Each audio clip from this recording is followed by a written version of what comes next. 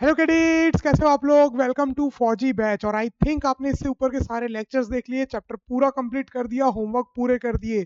Section D के 4 questions तो homework थे ही थे, बट पुराने भी छूटे हुए थे, वो भी होमवर्क थे। यस, जैसे कि बी थ्री आपका होमवर्क था, C4 होमवर्क था और C6 होमवर्क था। तो टोटल 7 क्वेश्चंस होमवर्क थे। तो आई होप आपने ये 7 क्वेश्चंस कर लिए। अगर नहीं किए हैं तो इस वीडियो को बाद में देखना, पहले जाके क्वेश्चंस अटेम्प्ट करो। ओके, चलो। अब मैं चाहता हूँ आपका कोई टाइम वेस्ट ना हो, तो अपन तुरंत फटाक से आंसर देखेंगे। फटाफट फटाफट सबके आंसर देखेंगे, कोई टाइम पास नहीं। कोई क्वेश्चन अगर आपको कम समझ में आया तो उसको दोबारा देख लेना, फिर भी अगर डाउट आया तो लाइव क्लास में पूछ लेना। ओके, चलो। सो सेक्शन बी का करते हैं। सबसे पहले बी का एक क्वेश्चन मैंने कहा था बाद में करेंगे, B3 जो अपन करेंगे सेक्शन डी के बाद। चलो, तो आपको क्या बोला, HCF निकालना है, रेसिप्रोकल ऑफ फ्रैक्शन। तो सबसे पहले फ्रैक्शंस का रेसिप्रोकल कर दो। तो 3/4 का रेसिप्रोकल क्या हो जाएगा, 4/3। 9/10 का 10/9। 15/16 का 16/15। तीनों को रेसिप्रोकल कर दिया। अब तीनों का क्या निकालना है, HCF। तो फ्रैक्शन का जब भी HCF निकालना रहता था तो ऊपर वाले का क्या करते थे, HCF, और नीचे वाले का क्या करते थे, LCM। याद आ रहा है। तो तू ऊपर वाले का HCF निकालने के लिए साफ दिख रहा है, टू टू है। अब सबसे छोटा नंबर देखो, सबसे छोटा नंबर का कितने फैक्टर हैं, 2 और 4। तो 4 तो बाकी का फैक्टर है नहीं, 10 का फैक्टर है नहीं, तो बचा क्या, 2। 2 सबका फैक्टर है। अगर वैसे नहीं समझ में आ रहा तो निकाल के देख लो। देखो 10/4, 4 2 8, नहीं डिवाइड हुआ, 2 बच गया, तो फिर 2 को 4 से डिवाइड करेंगे तो 2 2 4 कट गया। तो 2 फैक्टर है किसका, 4 का और 10 का। अब 2 को चेक करना है किसके साथ, 16 के साथ। तो 2 8 16, यस, 2 किसका फैक्टर है, 16 का भी। तो HCF कितना आ गया, 2। और एलसीएम कितना आ जाएगा, एलसीएम देखो 3, 9 और 15, तीनों का एलसीएम निकालना है तो डिवाइड कर दो। 3 1 जा 3, 3 3 जा 9, 3 5 जा 15, 3 1 जा 3, 5 डिवाइड नहीं हुआ, 5 1 जा 5 1 जा। ठीक है, तो 5 3 जा 15, 15 3 जा 45। तो 2/45 is the answer, D is the correct answer. क्या याद रखना था कैडेट्स, यही याद रखना था कि जब भी फ्रैक्शन का एचसीएफ निकालो तो ऊपर वाले का एचसीएफ करो, नीचे वाले का एलसीएम। ठीक है, क्या इजी था। चलो नेक्स्ट आते हैं सी में, सेक्शन सी। एलसीएम निकालना है फ्रैक्शन का, तो ऊपर वाले का एलसीएम, नीचे वाले का एचसीएफ। मतलब एलसीएम निकालना है किसका किसका, 2 का, 4 का और 5 का। और एचसीएफ निकालना है किसका किसका, 3 का, 9 का और 6 का। जो साफ दिख रहा है 3 है। हाईएस्ट कॉमन फैक्टर देखो ना, 3, 3 3 जा 9, 3 2 जा 6, तीनों का हाईएस्ट कॉमन फैक्टर क्या है, 3। उससे बड़ा तो हो ही नहीं सकता ना, सबसे छोटा नंबर क्या है, 3। याद आ रहा है, मैंने बताया था एचसीएफ जो है वो सबसे छोटे नंबर से भी छोटा होगा या बराबर, एलसीएम जो है वो सबसे बड़े नंबर से बड़ा होगा या बराबर। तो 3 या 3 से छोटा, तो 3 से छोटा तो कोई और फैक्टर है ही नहीं 3 का, तो 3 ही फैक्टर है। बस समझे, या तो 1 होता एचसीएफ, या क्या होता 1 या 3। तो क्या है 3, नहीं तो करके भी देख लो ना भैया। तीनों का एचसीएफ 3, 9 को डिवाइड कर रहा है, 3 3 जा 9, तो यहाँ पर 3 आ गया। फिर 3 6 को भी डिवाइड कर रहा है, 3 2 जा 6। तो इतने आसान क्वेश्चन को करने की जरूरत नहीं है, डायरेक्ट पता चल रहा है देख के। 3 9 6 का एचसीएफ है 3। एलसीएम निकालना है किसका किसका, 2 का, 4 का और 5 का। तो 2 1 जा 2 2 जा 5, एज इट इज लिखा गया। 2, ये इसको छोड़ दो, 2 1 जा 2, 2 5 जा और 5 1 जा। तो 5 2 जा 10, 10 2 जा 20, एलसीएम आ गया 20, एचसीएफ आ गया 3, तो 20/3, A is the correct answer. Done, समझ में आ गया, पक्का, अच्छे से सबको। चलो very good very good very good very good very good. Now C6, कोई दो नंबर है जिनका रेशियो दिया हुआ है 3:4। वेरी गुड, 3:4 रेशियो सबसे कम। मतलब एक नंबर क्या होगा 3x, तो दूसरा नंबर क्या होगा 4x। जहां पर x क्या होगा, हाईएस्ट कॉमन फैक्टर होगा, जो इसमें भी आ रहा है और उसमें भी। देखो दोनों में आ रहा है ना x, दोनों नंबर में, और सबसे बड़ा वही नंबर है, क्योंकि 3 और 4 में तो कोई कॉमन है ही नहीं, कोई कॉमन फैक्टर है ही नहीं। चलो वेरी गुड। अब इन दोनों का एलसीएम दिया हुआ है 60।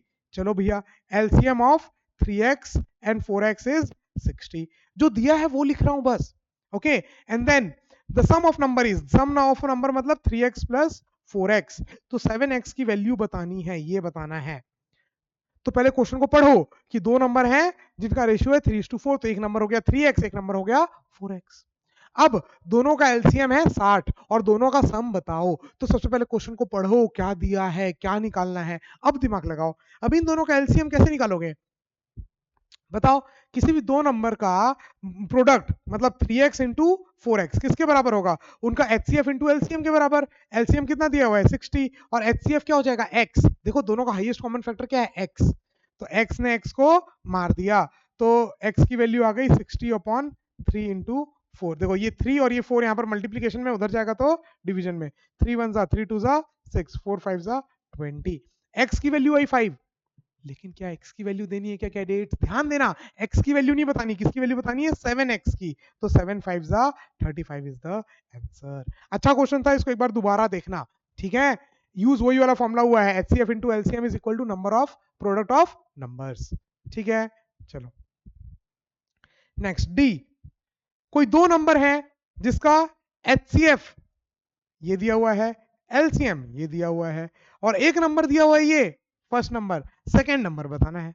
मान लो सेकंड नंबर क्या है? x, तो सिंपल सा फॉर्मूला यहां पर यूज करेंगे, HCF HCF into LCM is equal to product of number. याद है ना, ये सिंपल सा ये फॉर्मूला यूज करना है। तो 38 into 1500, sorry 15,580 is equal to 1558 into number x, है ना? HCF into LCM is equal to product of number, एक प्रोडक्ट ये, एक नंबर ये और एक नंबर ये। अब देखो ये 10 टाइम्स जा रहा है, साफ साफ एक जीरो ज्यादा है ना, तो x की वैल्यू कितनी आ गई? 380।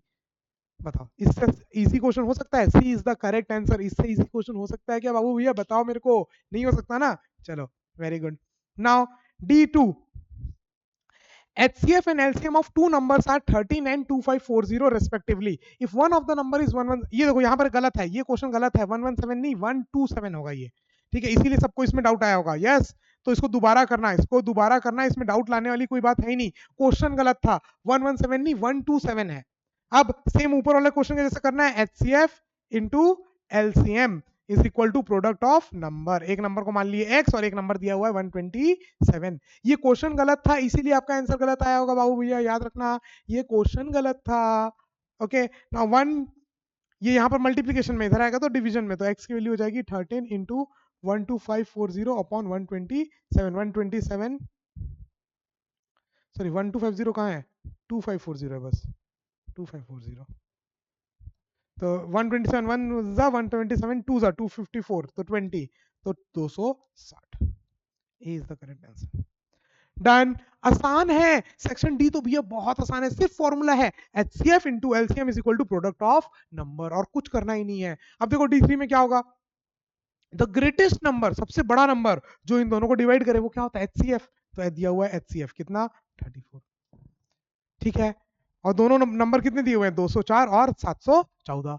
अब आपको क्या बोला है? द स्मॉलेस्ट नंबर, सबसे छोटा नंबर जो इन दोनों से डिविजिबल हो, मतलब LCM निकालो।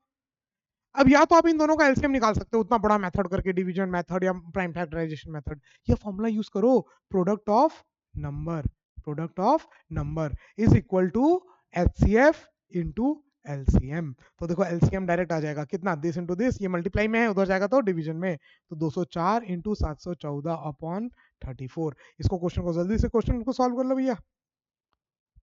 हम डिवाइड करते बैठो दोनों को, 204 into 714 divided by 34 divided by 34, तो आंसर इज 4284। कोई ऑप्शन है क्या? 4284 B is the correct answer. Easy था, बहुत इजी है, एक फॉर्मूला है, उस फॉर्मूले को पुट करना है और काम खत्म, बस। चलो लास्ट क्वेश्चन में आते हैं। The LCM of three different number is 120। कोई तीन नंबर होंगे, मान लो x y एंड z, मान लो तीन नंबर है। ये तीनों नंबर का, ये तीनों नंबर का जो एलसीएम है, इन तीनों नंबर का एलसीएम है 120। एलसीएम का मतलब क्या? जो इसके फैक्टर में भी आए, इसके मल्टीपल में भी, इसके मल्टीपल में भी, इसके मल्टीपल में भी, मतलब x के टेबल में भी आ रहा है, y के टेबल में भी आ रहा है, z के टेबल में भी आ रहा है। या मैं ये बोल सकता हूँ x जो है वो 120 का फैक्टर है, y जो है वो भी 120 का फैक्टर है, z जो है वो भी 120 का फैक्टर है, बोल सकता हूँ। इन तीनों के मल्टीपल में 120 आ रहा है ना, तो ये तीनों उसके फैक्टर हुए। अब HCF क्या होता है? जो खुद एक फैक्टर हो, किसका? x का, y का और z का कॉमन फैक्टर हो। अब खुद बताओ, 24 का अगर मैं बोलूं कोई एक फैक्टर है 8, यस 8 फैक्टर है ना, 8 3 24, और 8 का भी कोई फैक्टर है 2, तो ये जो है वो तो इसका फैक्टर होगा ना 24 का, ऑब्वियसली। 24 का फैक्टर 8, किसी एक नंबर का एक फैक्टर, उसका एक और फैक्टर अगर आप निकाल रहे हो तो ऑब्वियसली ये सामने वाले का भी फैक्टर होगा। तो याद रखना बाबू भैया, ये बहुत इंपॉर्टेंट है, और इस बात को याद रखना, ऑलवेज रिमेंबर। मैं मिटा के लिखता हूं यहां पर, HCF is always a factor. HCF जो है वो हमेशा एक फैक्टर होगा, किसका? LCM का भैया। तो HCF is always a factor of LCM।